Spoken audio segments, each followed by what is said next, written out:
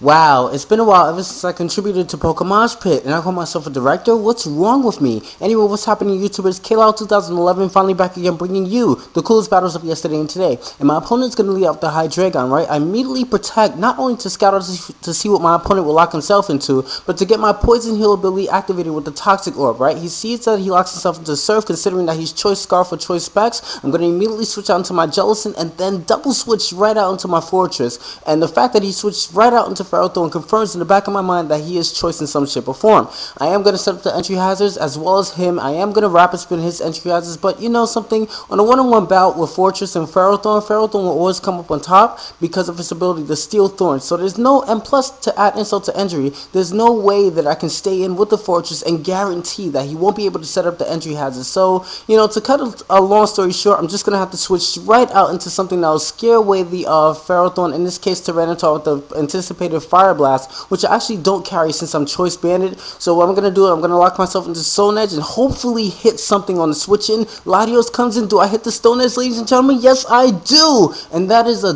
dead Latios, ladies and gentlemen. So that is an early 6-5 lead early in the game. Awesome that Latios came in and did absolutely nothing to my team. So he brings in the Metagross, right? I'm going to bring right back out into Fortress, right? He's going to go for the Bullet Punch, considering that I am not Choice in some shape or form. He doesn't know that I'm Choice Banded as of yet. And I'm just going to bring in here and try to Volt Switch, considering that he might go right back out into Hydreigon to take advantage of my Fortress being in play right now to try to rapid spin away his entry hazards, which I really kind of want to do. But I'm going to bring in Gliscor, despite him having the Ice Fan, go straight for the Earthquake because I'm like cocky in the back of my mind that, hey, it's a Gliscor, I can live a unstab Ice Punch anyway. But besides all that thinking, he goes for the Bullet Punch anyway. So I'm like, yes, confident that I could 2-hit KO this thing with the Earthquake. But, you know, then again, he might try to go right back out into his Hydreigon, considering that I can 2-hit KO this thing with the Earthquake, but he stays in anywhere in the Ice Fang and finishes me off with the Ice Punch. Much unanticipated in my opinion. So I'm just gonna go out to the Fortress to try to do what I should have done before, which is rapid spin away the entry hazards. He's gonna take full advantage of that and go straight out to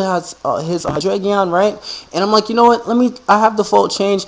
The off chance that I might die from whatever he locks himself into, I'm just gonna stay in and try to go for the Volt Change, which is amazing in my case because I'm able to survive the Surf and switch right back out into Blissey. Whoa, almost cursed, ladies and gentlemen. Which completely sponges the attack. So now he's going to go straight onto Ferrothorn, which is kind of predicted. Went straight for the Flamethrower, considering that he might switch out into something else. Didn't want to necessarily do Seismic Toss. So there's no way that now he can't stay in and set up entry hazards now in this case. So he's going to have to switch out and switch back in if he wants to set up the Stealth Rock or Elite Seed or whatever else he wants to do later on. I'm just going to lock myself into Flamethrower, considering that I'm not Choice. Lock myself. I can't lock myself into any move because I'm not Choice. That was kind of an inside joke there. It was kind of corny too. But I'm just going to get the burn, right? And he's going to Focus Blast me. He's like completely mad that I hacked him with a 10% burn. And you see it here exemplified in that crit. Whoa. And not only that, but it happens to be Choice Specs. So Blissey took that not so well, ladies and gentlemen. I'm like, wow, my Blissey's about to get wrecked. But not before he gets wrecked by the Sandstorm and the added 12% with the burn. So that dies. And he's going to bring right back out. He's going to go right into his Typhlosion, right?